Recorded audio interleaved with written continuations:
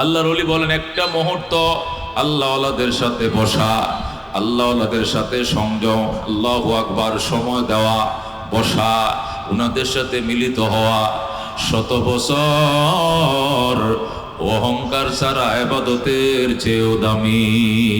কথা কোন ঠিক কিনা? পৃথিবীতে যত মানুষ আল্লাহওয়ালা হয়েছেন, যত মানুষ বুজুর্গ হয়েছেন, বড় হয়েছেন, ওলি হয়েছেন, গৌস হয়েছেন, কুতুব হয়েছেন, সহবত ছাড়া কেউ হতে পারেন নাই। বড়দের সহবতে গেছেন, উনাদের সঙ্গ দিয়েছেন, সামনে বসছেন, নজর পড়ছে না ওয়াজু সে না কিতাবু সে, দিন জিন্দা হতি হ্যায় বুজুর্গোं के नजरों से। অনেক সময় কিতাব পড়ে ওইটা হয় না রে দোস্ত, ওয়াজ দ্বারা হয় না, যে কাজটা আল্লাহওয়ালাদের নজরের দ্বারায় হয়ে যায়। ঠিক কিনা? নজর অত্যন্ত দামি জিনিস, দৃষ্টি অনেক দামি জিনিস।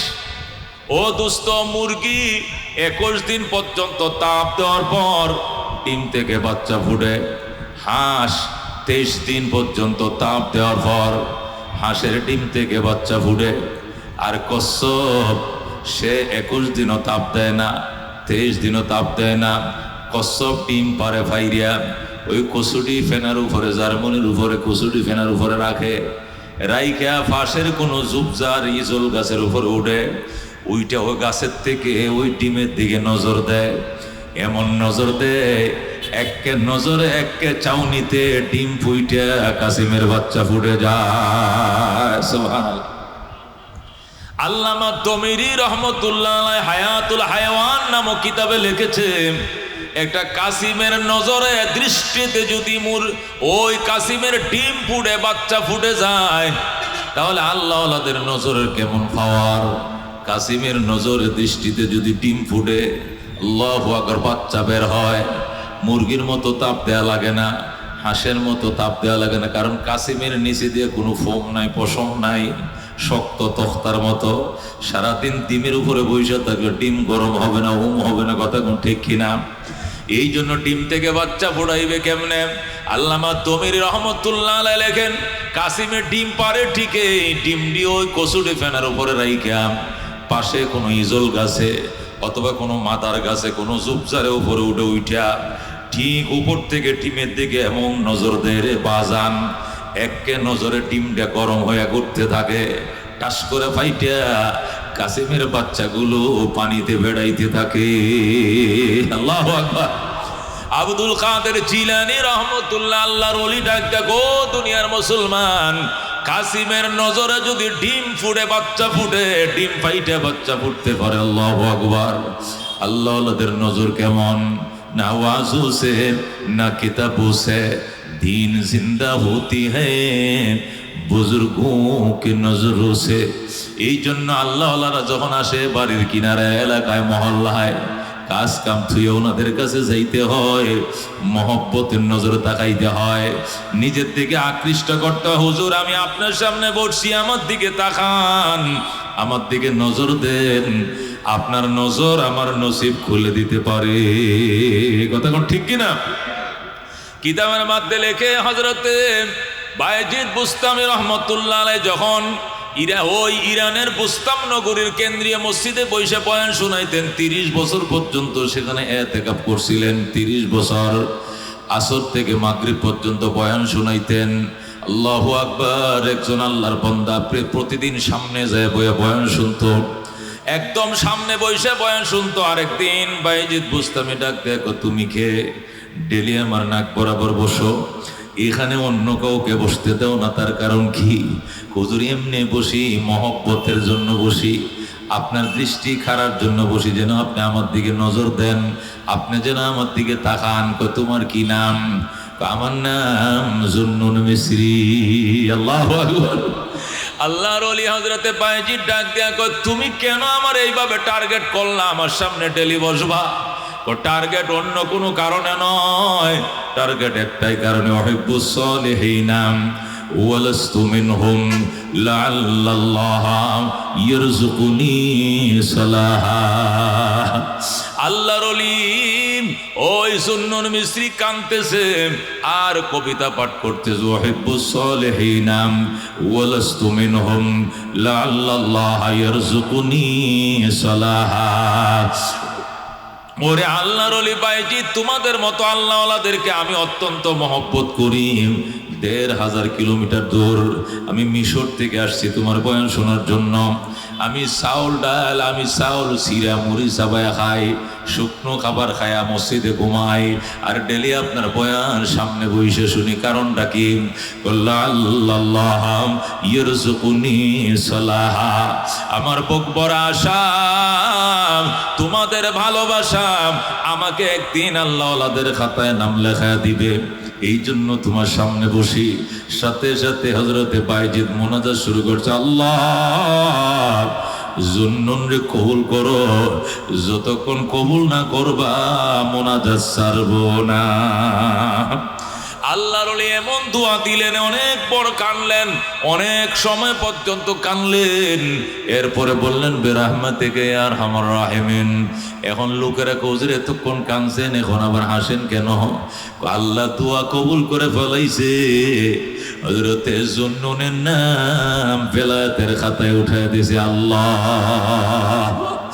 এই জন্য দোস্ত আল্লাহ বলছেন, ইয়া আইয়ুহাল্লাযীনা আমানুত্তাকুল্লাহ, এ বিশ্বাসীরা আল্লাহকে ডরাও, আল্লাহকে ভয় করো। ওয়া কুনু মা'আস সাদিকিন, আল্লাহর ডর আল্লাহর ভয় কেমনে তৈরি করবা? আল্লাহওয়ালাদের সাথে বসো, যারা আল্লাহকে ডরায় এদের সাথে সঙ্গ দাও, দেখবে তোমার ভিতরেও আল্লাহর ভয় তৈরি হয়ে যাবে। ঠিক কিনা? গাঞ্জুটিরে যদি বন্ধু বানাও, তুমিও গাঞ্জা খাওয়া শিখবা। ওই মধুদিকে বন্ধু বানালে তোমারও মদ খাওয়া শিখাইবে। সুদকুরকে বিয়াই বানাও, তুমিও সুদ খাওয়া শিখবা। দুস্তরে এ যদি ফ্যাসিস্টকে তুমি বন্ধু বানাও, তোমারও ফ্যাসিস্ট বানাইবে। কথা কোন ঠিক কিনা? অস্ত্রধারীকে বন্ধু বানাও, তোমারে অস্ত্র কিনাইবে। বদমাইশকে বন্ধু বানাও, তোমাকেও বদমাইশ বানাবে। আল্লাহকে বন্ধু বানাও, তোমাকে আল্লাহ বানাবে। জাকিরিন শাকিরিন রে বন্ধু বানাও, তুমিও জাকিরিন শাকির হইবা। মুত্তাকিন রে বন্ধু বানাও, তুমিও মুত্তাকিন হয়ে যাইবে। কথা কোন ঠিক কিনা? এই জন্য তাকওয়া, ও দোস্ত, তাকওয়া মানে খোদা ভীতি, তাকওয়া মানে আল্লাহর ভয়। ইসলামের বুনিয়াদ, ইসলামের ভিত্তিটাই দোস্ত আল্লাহ। আল্লাহর ভয়ের উপরে, আল্লাহর ভয় ছাড়া ইসলাম নাই, আল্লাহর ভয় ছাড়া ইমান ঠিকবে না, আল্লাহর ভয় ছাড়া ইসলাম ঠিকবে না। আল্লাহর ভয়টাই মূল ইসলাম, আল্লাহর ভয়টাই মূল ইমান। কথা কোন ঠিক কিনা? এই জন্য আল্লাহ বলেন, ইন্নাল্লাহা মা'আল্লাযীনা ইত্তাকাউ ওয়াল্লাযীনা হুম মুহসিনুন। ইন্নাল্লাহা মা'আল্লাযীনা ইত্তাকাউ ওয়াল্লাযীনা হুম মুহসিনুন। আল্লাহ বলেন, নিশ্চয় আমি আল্লাহ মুত্তাকিনদের সাথে রয়েছি। ওয়াল্লাযীনা হুম মুহসিনুন, এবং যারা ইহসানকারী তাদের সঙ্গে রয়েছি। এক নম্বরে আমি আল্লাহ মুত্তাকিনদের সাথে আছি। কথা ঠিক কিনা?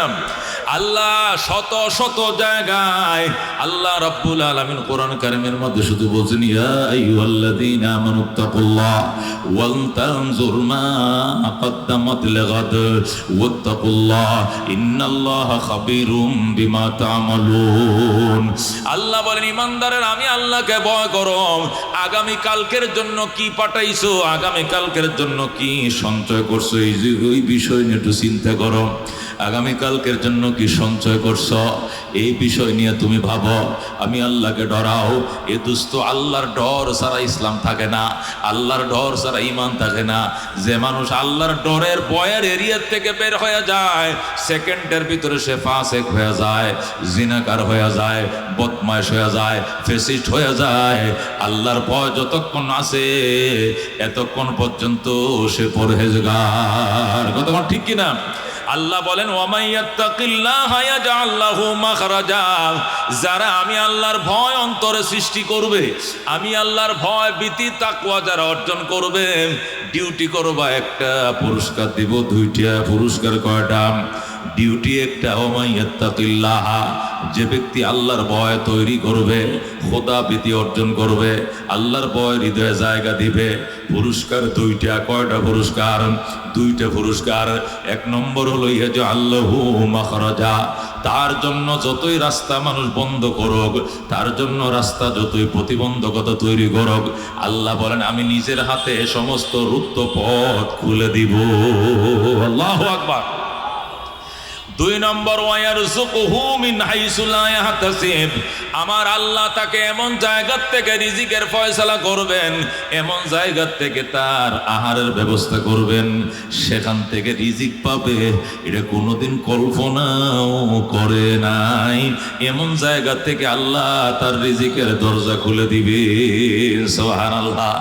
এই জন্য দোস্ত, ডিউটি হইল একটা, কর্মসূচি একটা, পুরস্কার হইল দুইটা।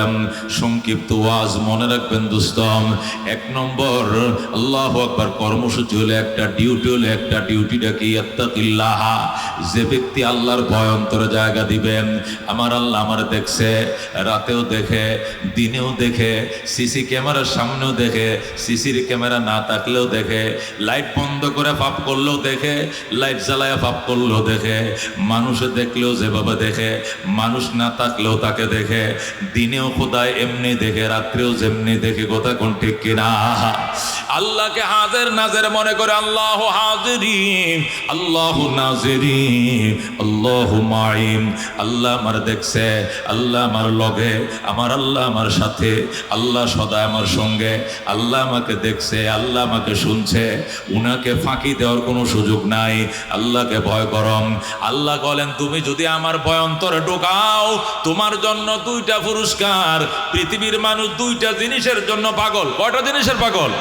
এক নম্বর পাগল হইল মান সম্মান ইজ্জত নিয়ে দুনিয়াতে থাকতো, এটাই মানুষে চায়। দেখবেন দেখা হইলে হুজুর দোয়া করেন আল্লাহ যেন মান সম্মান নিয়ে বাঁচার তৌফিক দেয়। কথা কোন ঠিক কিনা?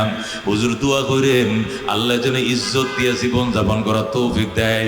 হুজুর দোয়া করেন আল্লাহ যেন রিজিকে বরকত দেয়। ডাইল ভাতের জন্য কাহারো কাছে যেন হাত পাততে না হয়, খোদায় যেন ডাইল ভাত খাওয়ায়। দুইটা জিনিস মানুষ এই দুনিয়াতে চায়। কয়টা জিনিস?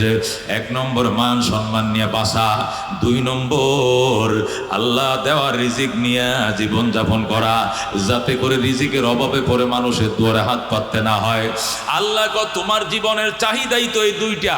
এক নম্বরে নিরাপত্তার সাথে দুশ্মনদের দুশ্মনির থেকে নিরাপত্তার সাথে জীবন যাপন করা, দুই নম্বরে ডাইল ভাতের ব্যবস্থা। তুমি আমি আল্লাহর ভয় অন্তরে তৈরি করো। আমি কথা দিলাম এই দুইটা জিনিস তোমার জন্য আমি আল্লাহ জিম্মায় নিয়ে নিলাম। সুবহানাল্লাহ। এক নম্বর, ওমাইয়াত্তাকিল্লাহ, যারা আল্লাহকে ভয় করবা, ইয়াজআল্লাহু মাখরাজা, তোমার জন্য দুশ্মন আইল দিবে, সামনে বেড়া দিবে, ব্যারিকেড দিবে, রাস্তা বন্ধ করে দিবে, গুম করবে তোমাকে, অপহরণ করবে তোমাকে, রাখতে পারবে না। আমি আল্লাহ নিজের হাতে গুম থেকে, অপহরণ থেকে তোমারে ফিরিয়ে আনবো তোমার আত্মীয় স্বজনের সামনে। জোরে কোন সুবহানাল্লাহ। ওয়ারযুকুহু মিন হাইসু লা ইয়াহতাসিব, আমি আল্লাহ তোমাকে এমন জায়গা থেকে রিজিক দেব, এখান থেকে রিজিক পাওয়ার কল্পনাও তুমি করতে পারো না। মুফাসসিরিন কেরাম বলেন এই আয়াতটা নাজিল হয়েছে মদিনা শরীফ। কোন জায়গায়? খেয়াল করে শুনেন। মদিনা শরীফ আয়াত নাজিল হয়েছে। আয়াতটা নাজিল হওয়ার একটা শানে নজুল আছে।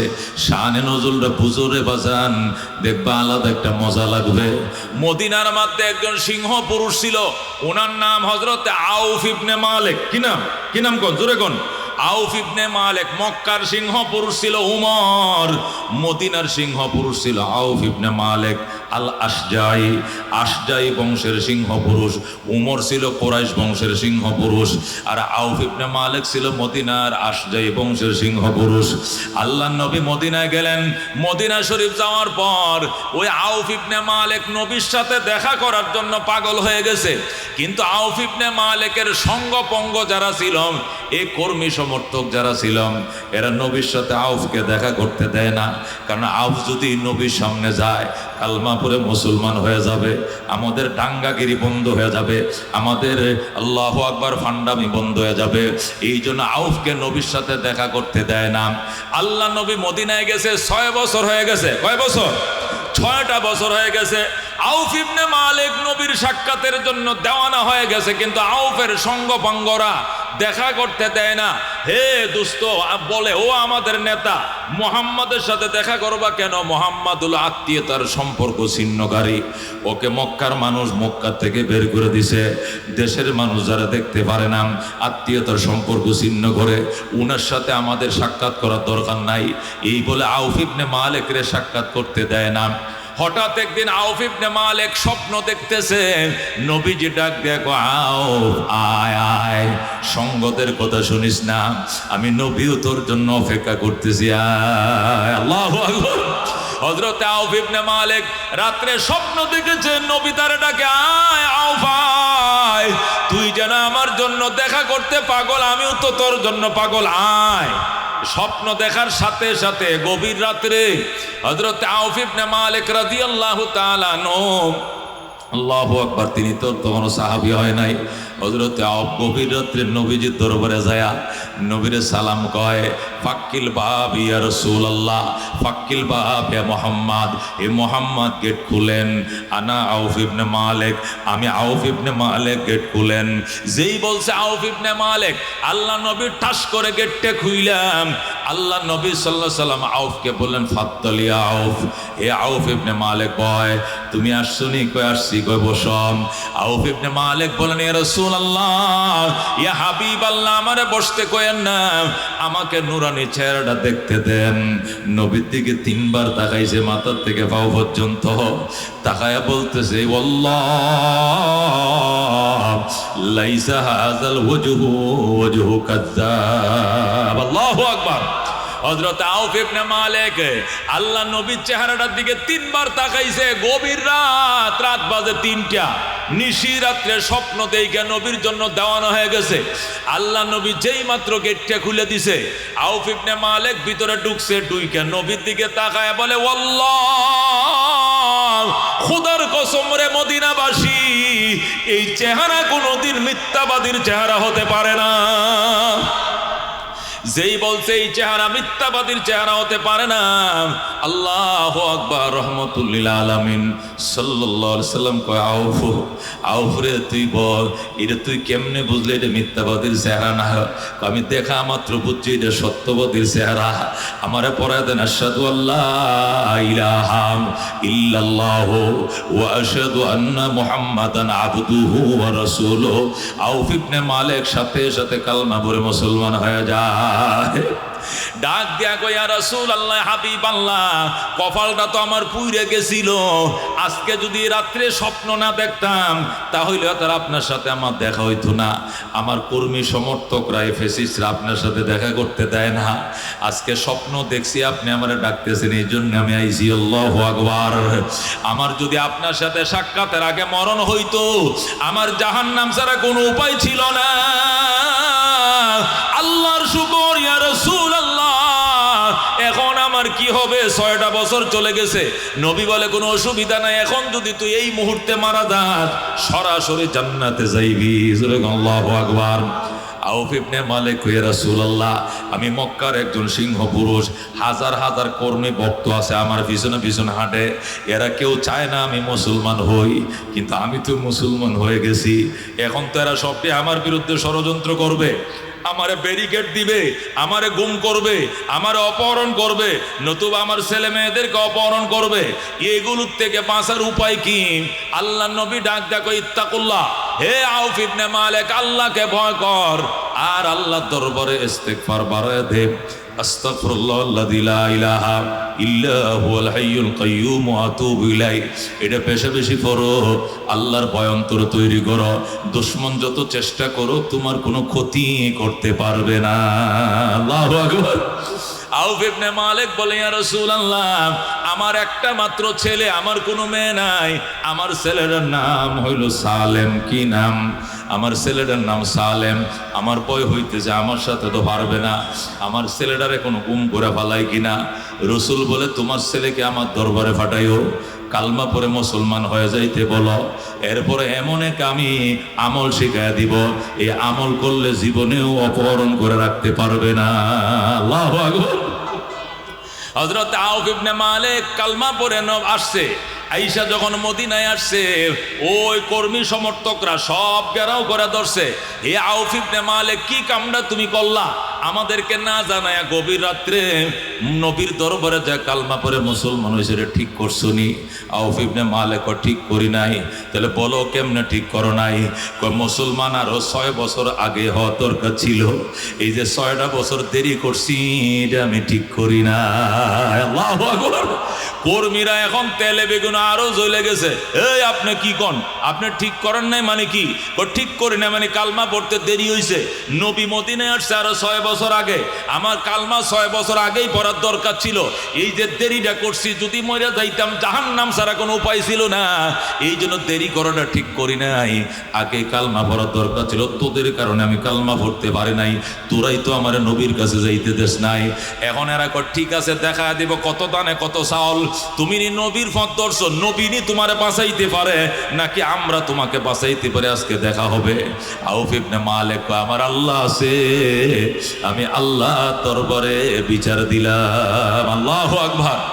ও দোস্ত, একটু পরে ওরা বাবার কাছে রায় না পায়া তার ছেলে সালেমের কাছে যায়, বলে সালেম, তোর আব্বা তো মুসলমান হয়ে গেছে, দেখ আমাদের ধর্মের উপরে সুনকালি মাইকা তোর বাবা মুসলমান হয়েছে, তুই আমাদের সঙ্গে থাক, তোরে সাথে করে নিয়ে তোর বাবার এমন একটা শিক্ষা দিব, ইসলামের বাপ মার নাম ভুলা দিব, তুই আমগোর সাথে থাক। সালেম ডাক দেখো, আমার আব্বা মুসলমান হইছে আর আমারে নিয়ে তোর আমার আব্বারে শিক্ষা দিবে? যাও, দেরি করছিলাম আর দেরি নাই, আমি এখনই নবীর কাছে যাই, আমিও কালমা পড়ে মুসলমান হয়ে গেলাম। হযরত আউফ ইবনে মালিক বিলফাতের দৌড় দিছে, ওই মরুভূমির মাঝখান দিয়ে দৌড়াইয়া আল্লাহ নবীর দরবারে যায়, কই ইয়া রাসূলুল্লাহ গোসল করতে হবে নি? কয় হ, কালমা পড়লে গোসল করতে হবে। কয় আমার একটু গোসল করার সুযোগ দেন। সালেম গোসল করছে। গোসল করার বয়ান বলতেছে, আমি আউফ ইবনে মালিকের ছেলে, আমি বাবার একমাত্র সন্তান, আমার বাবার বিরুদ্ধে ষড়যন্ত্র চলছে, এই জন্য আমিও কালিমা পড়ে বাবার সঙ্গী হয়ে গেলাম। আল্লাহ নবী সালেম রে কালমা পড়াইছে আর বলতেছে, সালেম ইত্তাকুল্লাহ, আল্লাহকে ডরাইস, আল্লাহকে ভয় করবি, ইস্তেগফার বাড়া, তওবা বাড়া, কেউ কোনো ক্ষতি করতে পারবে না। সালেম মুসলমান হয়ে আইছে। এখন আউফ ইবনে মালিক জমিদার ফ্যামিলির মধ্যে বিয়ে করছিল, ওই আউফ ইবনে মালিকের স্ত্রী এখনো মুসলমান হয় নাই। কাফেররা গেছে আউফের স্ত্রী গেছে, ও বাবি সাহেব, আপনার জামাই মুসলমান হয়েছে, ছেলেও মুসলমান হয়েছে, আপনি হয়েছেননি? কয় না, আমি হই নাই। বাবি, আপনি আমাদের সাথে থাকেন, আপনি আমাদের তুলে আসেন, আপনাকে নিয়ে আপনার বাপের বাড়ির লোকজন নিয়ে আপনার স্বামীকে এমন একটা শিক্ষা দিব, মুহাম্মাদের ধর্মের মজাটা শিখিয়ে দিব। মেয়েটা ডাক দেখো, আমার স্বামী কালমা পড়েছে, আমার সন্তান কালমা পড়েছে, আমি বুঝি আর না বুঝি আমিও সেই কালমাই পড়লাম, আমার স্বামীরে শিক্ষা দিবে, এটা আমি কোনোদিন মেনে নিব না। আল্লাহু আকবার। আউফ ইবনে মালিকের স্ত্রীও মুসলমান হয়ে গেছে, তাদের ফ্যামিলি মেম্বার 3 জন। কয়জন? ফ্যামিলি মেম্বার 3 জন, 3 জনে মুসলমান হয়ে গেছে। এবার কাফেররা ষড়যন্ত্র শুরু করছে। আউফ ইবনে মালিক টাকা দিয়া ছেলেরে গ্রাম দেশে বাজারে পাঠাইছে। গ্রামের মধ্যে বাজার বয় না, ওই যে সোমবার বৃহস্পতিবার বাজার বয় বিকেল বেলা, সন্ধ্যার পরে বাজার শেষ, ওই যে উরান্না বাজার। আউফ ইবনে মালিক টাকা দিয়ে সালেমকে বাজারে পাঠাইছে, মাছ আনবে, গুছ আনবে, কফি আনবে, আলু আনবে, বটবড়ি আনবে, তরকারি আনবে, এই ডাল আনবে। হযরতে সালেম গেছে বাজার করার জন্য। বাজার করে সন্ধ্যাবেলা যখন মদিনায় বাড়ির দিকে ফিরছে, মা তো মরিচ টরিচ বাইটে বসে রইছে, ছেলে বাজার আনবে, পাক করবে, এরপরে খাইবে। এই যে অপেক্ষা করতেছে, সালেম আর আসে না, আসে না, আসে না। আউফ আগায় গেছে, কিরে আমার ছেলে আসে না কেন? একটা বাগানের মাঝখানে যায় দেখে লোকজন বলতে যায়, রে কার মায়ের সন্তানটাকে চোখ মুখ বান্ধিয়া অপহরণকারীরা নিয়ে গেছে। কার মায়ের সন্তানটা জানি চোখ মুখ বান্ধে অপহরণকারীরা নিয়ে গেছে। এই ঘটনা ওই তো সামনে গেছে আউফ ইবনে মালিক, যায় কয় আমার ছেলে সালেম এদিকে যাইতে দেখছিস নি? কয় আপনার ছেলেটাই তো সম্ভবত এই দিক দিয়ে যাইতেছিল, 2 হাতে হাট বাজার ছিল, ব্যাগ ছিল, এই ব্যাগের বাজারগুলো সব নিয়ে গেছে, আর চোখ মুখ বান্ধে ছেলেটাকে 10 জন অপহরণকারী মরুভূমির দিকে নিয়ে গেছে। হযরত আউফ ইবনে মালিক এই কথা শোনার সাথে সাথে বশ হয়ে গেছে, আমার একমাত্র সন্তান অপহরণ হয়ে গেছে, গুম হয়ে গেছে।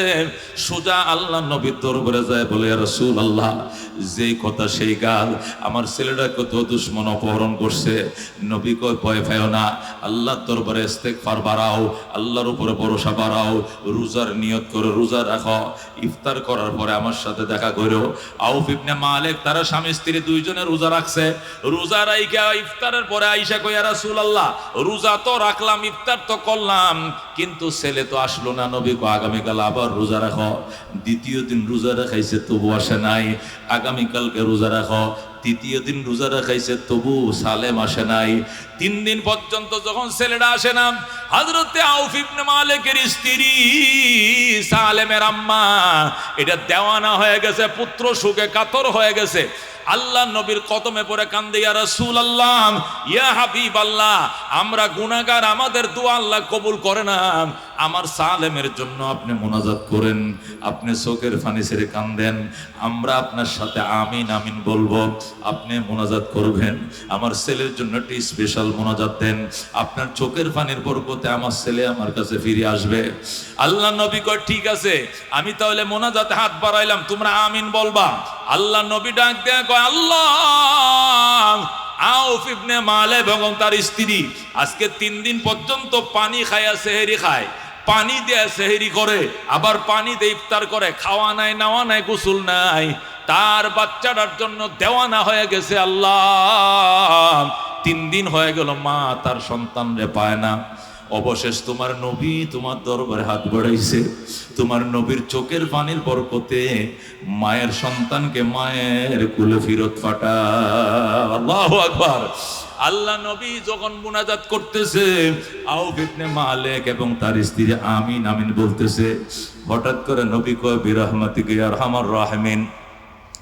মুনাজাত শেষ। আউফ বলে, হুজুর মুনাজাত শেষ করলেন কেন? কবুল হয়ে গেছে। আল্লাহু আকবার। কি কবুল হয়েছে? আজকে রাত্রে, আজকে রাত্রে দুপুর বেলায়, মানে রাত্রে দুপুর পর্যন্ত, গভীর রাত্রে তাহাজ্জুদের টাইমে তোমার সালেম ঘরে আসবে, দরজার মধ্যে দাঁড়ায় বলবে, মা দরজা খুলো, আমি সালেম আইছি। এটা দেরি হবে না, তোরা সজাগ থাক, যায় নামাজ বিছায় তাহাজ্জুদ পড়তে থাক। গভীর রাত্রে দেখবা তোমার ছেলে সালেম আসবে, মা কইয়া ডাক দিবে। তখন তো তারা খুশি, নবীর কথা মিথ্যা হইতে পারে না, কথা ঠিক কিনা? আউফ ইবনে মালিক এবং তার স্ত্রী দরজার মধ্যে যায় নামাজ বিছায় নামাজ পড়ে, 2 রাকাত নামাজ পড়ে সালাম ফিরায়, আবার দরজা খুলে বাহিরের দিকে তাকায় ছেলেরা আইছে কিনা। হঠাৎ করে আল্লাহু আকবার, নামাজ পড়তেছে, নামাজের 1 রাকাত হইছে, দরজার মধ্যে আইসা বলতেছে, মা দরজা খুলো, তোমার সালেমকে তোমার আল্লাহ তোমার ঘরে ফেরত পাঠায় দিছে। যেই বলছে মা, হযরতে আউফ ইবনে মালিক সংক্ষিপ্ত করে নামাজ শেষ করার পর দরজা খুলে দেখে সালেম দরজায় হাজির। আল্লাহু আকবার। মা সন্তানকে জড়ায়া ধরছে, হাইরে কান্না, কানতে কানতে কানতে চোখের পানি শুকিয়ে গেছে। 3 দিন পর্যন্ত সন্তানের জন্য কান্দে, এখন মা সন্তান পায়া খুশিতে কান্দে। কই, বাবা রে, তুই 3টা দিন কইছিলে? মা কইছিলাম, এটা পরে বলবো। এই যে 100টা উট আছে, উটগুলো ঘরে ঢুকাও। 100টা উট নিয়ে আইছি। আল্লাহু আকবার। আউফ ইবনে মালিক কয়, সন্তান 3 দিন পর্যন্ত আমিও কাঁদছি, নবীও কাঁদছে, তোমার মাও কেঁদেছে। উদ্দেশ্য শুধু সালেম, উদ্দেশ্য সন্তান। আমি উটের জন্য কাঁদি নাই, ছাগলের জন্য কাঁদি নাই। কার উট তুমি ধরে নিয়ে আইছো? কয়, মা কারো উঠানি নাই। যখন আমাকে এরা অপহরণ করে ওই মরুভূমির মাঝখানে নিয়ে ঢুকাইছিল, নিয়ে আমার আটকাইছে লকাফের ভিতরে। হঠাৎ করে দেখি এমন তুফান আইছে, মরু ঝড় যখন শুরু হয়ে গেছে, যারা আমার আটকায় সেখানে ডিউটিরত অবস্থায় ছিল, যেই মাত্র দ্রিম দ্রিম করে আকাশ ডাক দিয়া মরুর ঝড় শুরু হয়ে গেছে, যে যেদিক পারে পলাইছে। সব যখন পলায় গেছে, আমি তখন লকআপ থেকে বের হইয়া মদিনার রাস্তা খোঁজার জন্য, যেহেতু আমারে চোখ বন্ধ করে নিছে, আমি কি মদিনার পূব দিকে গেছি নাকি পশ্চিম দিকে নাকি উত্তরে নিচে না দক্ষিণ, আমি তো কিছুই জানি না। কারণ আবার চোখ মুখ বেঁধে অপহরণ করছিলাম। এই জন্য আল্লাহকে বলতেছি, আল্লাহ আল্লাহ, আমি এখন কোথায় আছি, মদিনা কোন দিকে? আমার মা কাঁদতেছে, আমার বাবা কাঁদতেছে, তোমার নবীও কাঁদতেছে। আল্লাহ তুমি মদিনার রাস্তাটা আমার দেখায়া দাও। উপর থেকে আওয়াজ আইতেছে, সালেম ডাইনে যা, ডাইনে যা, মদিনার রাস্তা ডান দিকে। আল্লাহু আকবার। ইয়া রাসূলুল্লাহ, আমি যখন ডান দিকে রওনা করলাম, কিছু দূর যাওয়ার পর থেকে 100টা উট, কতটা উট? 100টা উট বৃষ্টিতে ভিজে একসাথে দাঁড়ায় রয়েছে, রশি লাগানো আছে, একটা রশিতে 100টা উট একসাথে বান্ধা। আমি মনে মনে করলাম, হাইরে এই জ্বরে তুফানে কার উটগুলো বুঝি মরুভূমিতে বাইসে যায়। হঠাৎ করে আওয়াজ আসতেছে, সালেম এটি অন্য কার উট নয়, এই উটগুলো তোর রব তোরে গিফট করেছে, তুই উটগুলো নিয়ে যা। এই উটগুলো তোর রব তারে উপহার দিয়েছে, তোরে গিফট করেছে, তুই নিয়ে যা। এই বলে আমার ডাকতেছে, নিয়ে যা। আমি বললাম, আমি নিব কেন? কইটা তোমার জন্য গিফট করা হয়েছে। এরপরে চিন্তা করলাম, 100টা উট আমি কেমনে নিব? যখন রশির মাথা ধরে টান দিলাম, সামনের দিকে যখন আমি অগ্রসর হইলাম, অটোমেটিক সব উট আমার পিছনে পিছনে আইছে। মা, এই উটগুলো সব করে ঢুকা। আউফ ইবনে মালিক, আমার উটের দরকার নাই, আমি অন্য কারো উট আমার ঘরে ঢুকাইব না। সালেম কয়, তাহলে নবীর কাছে যাও, নবীর কাছে ফতোয়া তালাশ করো। সালেম বলেন, তা আব্বাকে নিয়ে আল্লাহ নবীর দরবারে যায়। বললাম, ইয়া রাসূলুল্লাহ, এই ঘটনা আল্লাহ নিজের হাতে আমার মায়ের কাছে ফেরাইছে। ফেরানোর টাইমে আমার 100 উট উপহার দিছে। আল্লাহ নবী ডাক দেখো, এগুলো উটগুলো কার? কই এই উটগুলো কার আমি জানি না। আমার কানে আওয়াজ আসতেছে, সালেম নিয়ে যা, সালেম নিয়ে যা, এটা তোর রবের পক্ষ থেকে তোরে গিফট করা হয়েছে। আল্লাহু আকবার। এই জন্য আমি নিয়ে আইছি, অন্য কোনো কারণে নয়। আল্লাহ নবী সাল্লাল্লাহু আলাইহি সাল্লাম ডাক দেখো, ঠিক আছে, আমি এখনই জিব্রাইলকে ডাকতেছি, ডাইকে এই ব্যাপারটা সুরাহা করতেছি, এই উটগুলো তোমার জন্য বৈধ হবে কিনা। আল্লাহ নবী ডাক দেখো, আল্লাহ 3 দিনের অপহরণ থেকে সালেম কেমনে ছুটে আইলো, এই কথাটাও আমারে জানাও, এবং 100 উট কিভাবে পাইলো এটাও তার জন্য হালাল কিনা হারাম আমাকে জানায় দাও। বলেন আল্লাহু আকবার। আল্লাহ নবী যখন 2টা মাসালা জানার জন্য দরখাস্ত জানাইলেন, সেকেন্ডের ভিতরে হযরত জিবরাইল আলাইহিস সালাম এই সূরা তালাকের 2 নম্বর আয়াতের শেষ অংশ নিয়ে হযরত জিবরাইল হাজির হয়ে যায়। আল্লাহু আকবার। জিবরাইল আলাইহিস সালাম আল্লাহর হাবিবের দরবারে, আউফ ইবনে মালিক, তার স্ত্রী এবং সালেম সবাই উপস্থিত আছে। সবাই উপস্থিত। ইতিমধ্যে জিবরাইল হাজির হয়ে যায়। সূরা তালাকের 2 নম্বর আয়াতের শেষ অংশ নিয়াম, ওয়ামান ইয়াত্তাকিল্লাহা ইয়াজআল লাহু মাখরাজা ওয়া ইয়ারযুকুহু মিন হাইসু লা ইয়াহতাসিব। আল্লাহ বলেন, ও আমার বন্ধু, ও রাহমাতুল লিল আলামিন, ওয়ামান ইয়াত্তাকিল্লাহ, যারা আল্লাহকে ভয় করবে তার জন্য 2টা পুরস্কার।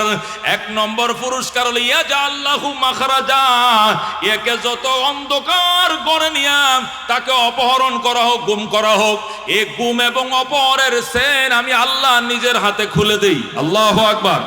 সুতরাং সালেম যে অপহরণ থেকে ফিরে এসেছে, এটা আমি আল্লাহর কুদরতি হাতে তার অপহরণের গেট খুলে দিয়েছি, তার লকাফের তালা আমি ভেঙে দিয়েছি। এটাই শুধু শেষ নয়, তাকওয়া অবলম্বন করার কারণে, বিপদে আমার উপরে ভরসা করার কারণে, ওয়ায়ারযুকুহু মিন হাইসু লা ইয়াহতাসিব, এমন জায়গা থেকে রিজিকের ফয়সালা করি সেখান থেকে রিজিক পাওয়ার কল্পনাও কোনোদিন করে নাই। সালেমের বাবা আউফ, সে কোনোদিন কল্পনাও করে নাই যেদিন আমি সালেমকে পাইব এই দিনে 100 উট পাইব, এটা কি কল্পনা করছিনি? বরং নিজের সন্তান যদি অপহরণ হয় তাহলে উল্টা সন্ত্রাসীদেরকে আরো 2 লাখ 3 লাখ উল্টা ঠেয়া দেওয়া লাগে, কথা কোন ঠিক কিনা? উল্টা 2 লাখ 3 লাখ দেওয়ার পরে কয়, ওই গাজীপুরের ওই ন্যাশনাল পার্কের এত নম্বর গেইটের মধ্যে আইসা 5 লাখ টাকা দিয়ে যাবেন আগের দিন, পরের দিন সন্ধ্যার পরে এসে এখান থেকে আপনার ছেলে নিয়ে যাইবেন। অপহরণ হলে উল্টা টাকা দিয়ে পণ দিয়ে বাচ্চা ছুটায় আনতে হয়, আর অপহরণ যেদিন ছুটবে ওই দিন 100 উট পাবে, এটা কোনোদিন কেউ কল্পনা করে নাই, কথা কোন ঠিক কিনা? এই আয়াতে কারিমা নাযিল করেন, জিবরাইল ডাক দেখো, ইয়া রাসূলুল্লাহ, হাবিবাল্লাহ, সালেমকে লকআপ থেকে খুলে দিয়েছে আল্লাহ, এবং তার 100 উট গিফট দিয়েছে, এইটাও দিয়েছে আমার আল্লাহ। আল্লাহু আকবার। যেই মাত্র এই আয়াত নাজিল হয়, আল্লাহ নবী ডাক দিয়ে কয়, আউফ ইবনে মালিক, তুই নি তোর ছেলের উটগুলো নীতি না নিস না, দরকার নাই, উটগুলো আমার দিয়ে দে। আল্লাহু আকবার। এই উটগুলো আমার দিয়ে দে, তোর নেওয়া লাগতো না, এ সম্পূর্ণ হালাল, আল্লাহর পক্ষ থেকে গিফট অফ দ্য রব, এটা রবের পক্ষ থেকে গিফট করা হয়েছে। সালেম ডাক দেয়া কয়, ইয়া রাসূলুল্লাহ, ইয়া হাবিব আল্লাহ, আমার জন্মদাতা মা বাবা এখানে হাজির, এই জন্য মা বাবার জন্য 50টা দিলাম, আর 50টা উট আপনার জন্য দিয়ে দিলাম। সুবহানাল্লাহ। এই 100টা উট থেকে 50টা উট সালেম বাড়ির থেকে আইনা নবীরে দিয়ে গেছে। আল্লাহ নবী 50টা উট নিয়ে গেছেন, আর 50টা উট আউফ ইবনে মালিকের দিছে। কিসের ফাওয়ারে বাজান? একটাই ফাওয়ার, মাইয়াত্তাকিল্লাহ ইয়াজআল লাহু মাখরাজা ওয়া ইয়ারযুকুহু মিন হাইসু লা ইয়াহতাসিব।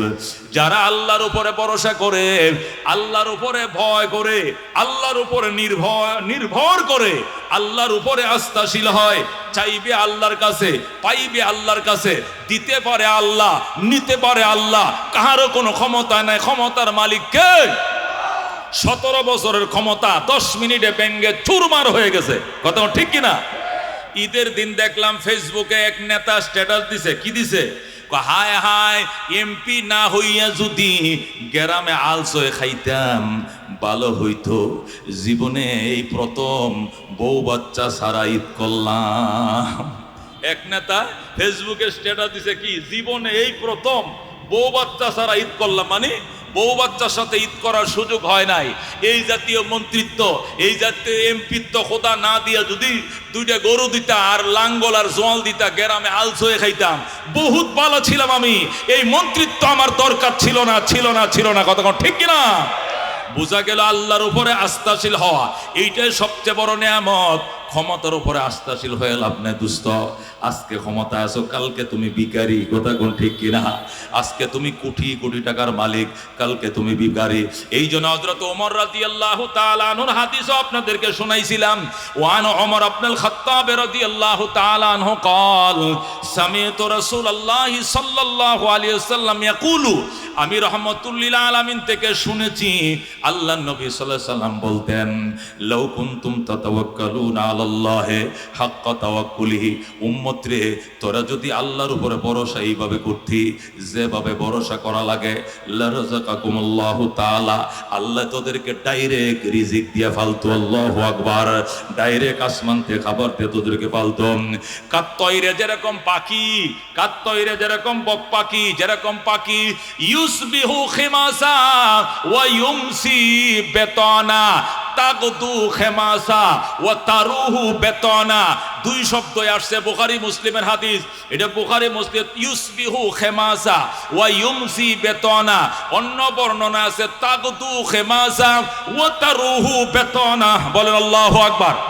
আল্লাহ নবী বলেন, আল্লাহর উপরে ভরসা করার মতো যদি তোমরা করতাম, তাহলে আল্লাহ পাখিদের মতো তোমাদেরকে খাওয়াইতো। বক পাখি বাসার মাঝে তাকে আম গাছের তলে, বাসার মাঝে ওই বাঁশ গাছের আগায় বক পাখি বাসা বানাইছে। সকালবেলা খালি পেট হইয়া পূর্ব দিকে রওনা করছে। কই যায়? মাছ খাইতে যায়। কি খাইতে যায়? বক পাখির আদার হইল ফুডি মাছ। কথা কোন ঠিক কিনা? ফুডি মাছ, মলা মাছ, দার কিনা মাছ খাওয়ার জন্য বাসার থেকে পাখি রওনা করছে। সে কি মাছের ঘের করছে নি? মাছের কোনো প্রজেক্ট আছে না তার? কিন্তু সে আল্লাহর উপরে ভরসা করে রওনা করছে। আল্লাহ, আমার কোনো মাছের ঘের নাই, আমার কোনো মাছের প্রজেক্ট নাই, মাছ হলো আমার জীবনের একমাত্র খাবার। মানুষ ঘের করছে, প্রজেক্ট করছে, এখানে তুমি আমার রিজিক রাখছো, আমি তোমার উপরে ভরসা করে চললাম। এই বলে যখন খালি পেট নিয়ে তাগত খেমাসা, ভোরবেলায় প্রভাত বেলায় ঘুম থেকে উঠে খালি পেট নিয়ে আর রওনা করছে। যাইতেছে হঠাৎ করে দেখে বিলের মাঝে মাছ লাফাইতেছে, কিনারে কিনারে মাছ ভাসতেছে। আস্তে করে পাখিটা নামে, নাইমে 2-3টা মাছ খায়া বিকালে আবার ফ্যাট পরে বাসার দিকে ফিরে। কথা ঠিক কিনা? আল্লাহর হাবিব ওই পাখির উদাহরণ দিয়া বলেন, লাউ কুনতুম তাতাওয়াক্কালুনা আলাল্লাহি হাক্কা তাওয়াক্কুলিহি লারাযাকাকুমুল্লাহু কাত্তাইরিন তাকদু খিমাসা ওয়া তারুহু বেতানা ইউসবিহু খিমাসা ওয়া ইউমসি বেতানা। রাহমাতুল লিল আলামিনের উম্মত, এই জন্য ভরসা হবে একমাত্র কার উপরে? কার উপরে ভরসা হবে? ক্ষমতার উপরে কোনো ভরসা নাই, অর্থের উপরে কোনো ভরসা নাই। আল্লাহু আকবার। আমাদের নুরুল ইসলাম বাবুল সাহেব মনে আসেনি, করোনার বছর উনি ইন্তেকাল করেন। করোনার টাইমে যখন ওনার করোনা হয়, করোনা হওয়ার পর আল্লাহু আকবার ওই থাইল্যান্ড থেকে সিঙ্গাপুর থেকে ডাক্তারের বহর নিয়ে আইছে, সমস্ত দামি দামি মেশিনপত্র যেগুলো অ্যাপোলো হাসপাতালে আছে, এই সমস্ত মেশিন এসে তার বাসার মধ্যে ফিট করছে ডাক্তার। আল্লাহু আকবার। বিমান দিয়া ভইরা, ওই বিমান ভরে বড় বড় ডাক্তার বিদেশ থেকে আনছে, দামি দামি মেশিন বাসার মধ্যে ফিট করছে। বাবুল সাহেবের বাসাটা অ্যাপোলো হাসপাতালের মতো বানায় ফেলছিল। কথা ঠিক কিনা? শুধু একটা কথাই বলছিলেন, ডাক্তার সাহেবান ও ডাক্তার ভাইরা আমার আপনারা সুস্থ করেন। বাবুল সাহেবের সম্পত্তির অভাব নাই, জীবনের সম্পদের অর্ধেক লেখা দিব, তবু আমাকে সুস্থ করেন। ডাক্তাররা বলছিল, স্যার আমরা তো মুসলমান না, আপনি তো মুসলমান, আমরা বেঈমান, তার উপরও বিশ্বাস করি। সুস্থ করে কে? কে সুস্থ করে? আমাদেরকে বাট্টা খাইলেও লাভ হবে না, আপনার সব সম্পত্তি আমাদেরকে লিখে দিলেও লাভ হবে না।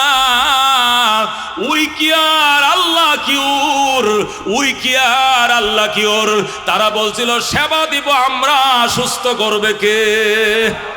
উই কি আর আল্লাহ কিউর, সেবা দিব আমরা, সুস্থ করবে আল্লাহ। আল্লাহু আকবার। এই বিদুর্মী ডাক্তাররা পর্যন্ত বলছিল, বাবুল সাহেব 1000 কোটি টাকা সম্পদ লিখে দিলে কি হবে বাজান? কোনো লাভ নাই, আমরা শুধু সেবা দিতে পারি, সুস্থ করে কে? এই জন্য দোস্ত আল্লাহ বলছেন, আইয়ুহাল্লাযীনা আমানুত্তাকুল্লাহ, ঈমানদারের আল্লাহর উপরে ভরসা করো। আল্লাহু আকবার। ওয়াবতাকু ইলাইহিল ওসিলা, আল্লাহর উপরে ভরসা করো, আল্লাহর উপরে তাকওয়া, আল্লাহর তাকওয়া অর্জন করো, ভয়ভীতি অর্জন করো। আর একটা কাজ করো, ওয়াবতাকু ইলাইহিল ওসিলা, আল্লাহর কাছে ওসিলা খুঁজো। কি খুঁজো? কি খুঁজো? ওসিলা। ওসিলা কি? ওসিলা মানে মাজার। অনেকে মনে করে ওসিলা মানে খাজা বাবা, ওসিলা মানে ন্যাংটা বাবা, ওসিলা মানে মাজার, ওসিলা মানে দরগা। এটা নয়। তাফসিরে লেখে ওয়াবতাকু ইলাইহিল ওসিলা, ওসিলা খুঁজো আল্লাহর কাছে। ওসিলা 7 জিনিসের নাম। কয় জিনিস? খেয়াল করেন, কয় জিনিসের নাম ওসিলা?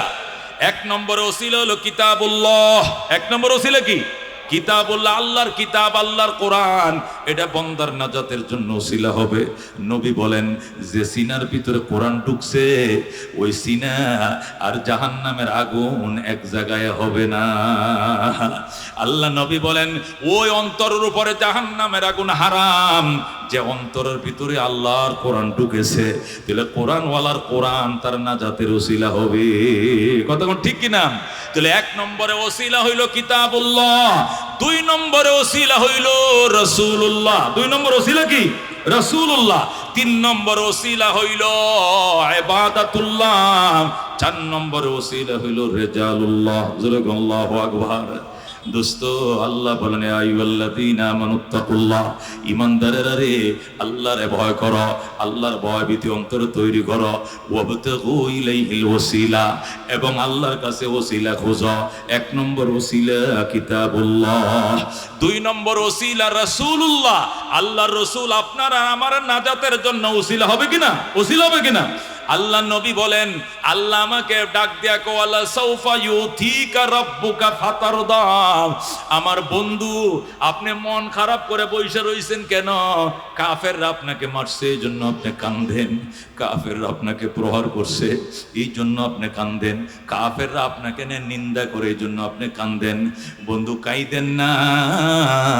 ওয়ালা সাউফা ইউতিকা রাব্বুকা ফাতারদা, অতি শীঘ্র আপনার রব আপনাকে এত কিছু দিবে, আপনি একদম খুশি হয়ে যাবেন। আল্লাহু আকবার।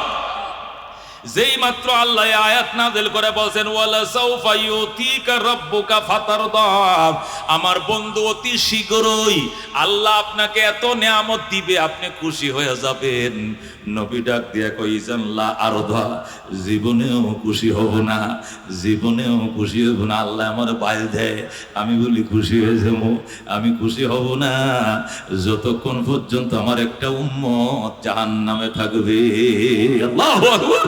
আমার একটা উম্মত জাহান্নামে থাকা অবস্থায় আমার মুখে কোনোদিন আল্লাহ আপনি হাসি দেখবেন না, আমি খুশি হব না। মুখের উপরে না করে দিয়েছেন নবী। আল্লাহ ডাক দেয়, ঠিক আছে বন্ধু, আমি কথা দিলাম আপনাকে জিজ্ঞাসা না করে একটা উম্মত জাহান্নামে দিব না। আল্লাহু আকবার। তাহলে বোঝা গেল রাসূলুল্লাহ হবে আমাদের নাজাতের উসিলা। কথা কোন ঠিক কিনা? তাহলে 1 নম্বরে কিতাবুল্লাহ, 2 নম্বরে রাসূলুল্লাহ, 3 নম্বরে ইবাদাতুল্লাহ, আল্লাহর ইবাদতের নাজাতের উসিলা। নবী বলছেন যারা হজ করবা, লাইসা লিল হজ্জিল মাবরুর জাযাউন ইল্লাল জান্নাহ, কবুল হজের বিনিময়ে আর কিছু নয়, একমাত্র জান্নাত। তাহলে হজ এটা জান্নাতে যাওয়ার উসিলা হবে, রোজা জান্নাতে যাওয়ার উসিলা হবে, নামাজ জান্নাতে যাওয়ার উসিলা হবে। আল্লাহর ইবাদত বন্দেগী কেন করি, এটাও আমার নাজাতের হবে উসিলা। কথা কোন ঠিক কিনা? এই মসজিদ বানাইবা এটা নাজাতের উসিলা। কথা কোন ঠিক কিনা? মাদ্রাসা বানাইবা নাজাতের উসিলা, ব্রিজ বানাইবা নাজাতের উসিলা, ফুল তৈরি করবা নাজাতের উসিলা, বাঁশের সাক্ষ্য তৈরি করবে এটাও নাজাতের উসিলা, বিধবা নারীর বিয়ার ব্যবস্থা করে দিবে এটাও নাজাতের উসিলা, আল্লাহর ঘর বানাইবা নাজাতের উসিলা, নবীর ঘর মাদ্রাসা বানাইবা নাজাতের উসিলা। দোস্তরে পীর সাহেব চরমনাই রহমতুল্লাহ আলাইহি মরহুম ফজলুল করিম রহমতুল্লাহ আলাইহির স্বপ্ন ছিল ঢাকা শহরে বড় করে একটা মসজিদ আর একটা খানকা বানাবে, বিরাট করে। এখানে মসজিদ থাকবে, মাদ্রাসা থাকবে, তাফসির বিভাগ থাকবে, ফতোয়া বিভাগ থাকবে, আন্তর্জাতিক মানের সেমিনার করার রুম থাকবে। এইভাবে বড় করে একটা মার্কাজ তৈরি করবেন। আল্লাহর কুতুবের স্বপ্ন ছিল, তিনি উদ্বোধন করে থয়ে গেছেন, ফান্ড উঠায় রেখে গেছেন, 2 কোটি টাকার মতো উঠায় রেখে গেলেন। আব্বাজানের এন্তেকালের পরে বর্তমান পীর সাহেব চরমনাই মুত্তাজিলুল আলী এবং শাইখে চরমনাই বাবার মিশনকে বাস্তবায়ন করার জন্য সারা বাংলাদেশে তোরজোর নির্দেশ দিয়ে দিছে। বাবার স্বপ্ন কাকরাইল মসজিদ যেরকম তাবলিগের মার্কাজ, ও দুস্থ যেরকম এটা আমাদের ওই চরমনার লাইনে মসজিদ, মাদ্রাসা, খানকা এবং ফেকা এবং ইসলামী গবেষণাগারের বিরাট বড় মার্কাজ ঢাকা শহরের বাইতুল মোকাররমের কাছে বানানো লাগবে। এই জন্য আল্লাহর বন্দারা দেওয়া শুরু করছে, কাজ শুরু করছে। আপনাদের দুয়ায় আলহামদুলিল্লাহ ওই বাইতুল মোকাররমের উত্তর গেট বরাবর মেইন রোডের উপরে মতিঝিল যাইতে মেইন রোডের উপরে 6 তলা ভবন সহ 5 কাঠা জায়গা আলহামদুলিল্লাহ দাবা ভবন সহ কিনার তৌফিক দিছে আল্লাহ। জোরে কোন আলহামদুলিল্লাহ।